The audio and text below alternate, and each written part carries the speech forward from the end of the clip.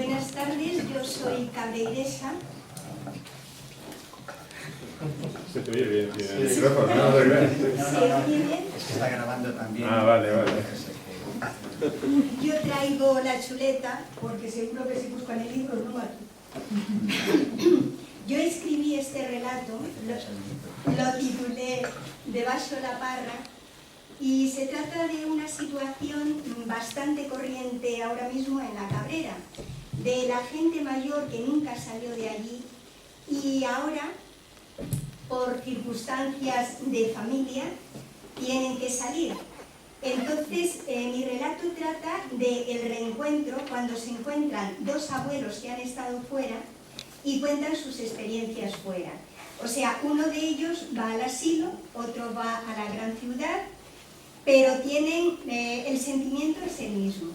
Entonces, en honor a ellos, yo voy a leer el momento antes de la partida.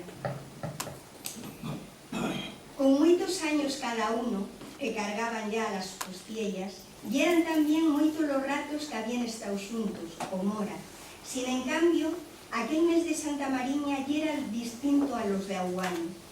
Dios tróxolos al mundo casi a la par, al nacer el siglo XX, en Cabreira. Los tres salieron como salieron de la puta guerra, la muller la miseria y ellos no frente. Y todo lo que veno después, moito peor que la misma guerra. Los rojos, los civiles, los falangistas, unos y otros palos que te crió, el miedo, para decirlo a las claras. Los tres vieron cómo el lugar iba quedando sin gente nos años aquellos en que todos querían escapar a esas naciones de pa allá como si los billetaran un culo. Nadie sabía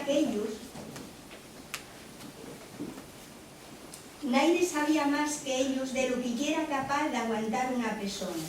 Fame, cagase de miedo por las patas abaixo, enfermedades nellos y nos ganaos, traballos de los de antias, del amanecerín hasta un rato de noche. Pero los hombres non era queixase, solo acordábanse e falaban de lo que pasaron e ríanse moito.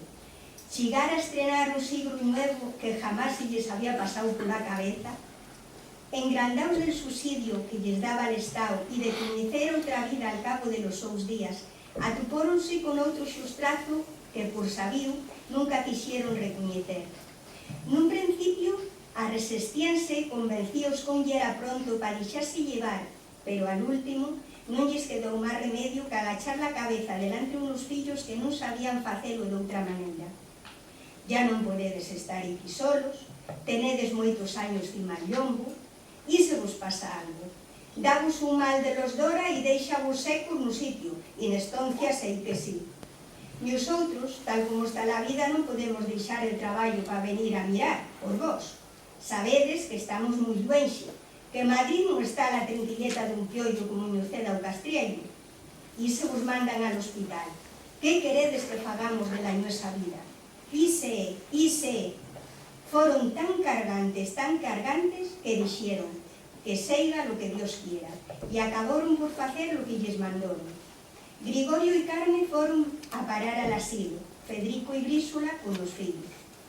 On así, los cuatro pasaron polo mismo e coñecieron un man nuevo, ellos que eran críos de habelo pasado turico, el de lor de deixar lo coñecido a seus años. Pa que? Total, para lo que lles quedaba neste mundo, mellor vida que la que tenían? No, e de sobra sabían que, como en cas duno. Chegado el momento, los cuatro salieron de Cabreira con os suellos arrasados de agua y convencidos que la vuelta se volvían, iba a ser con los pies por delante.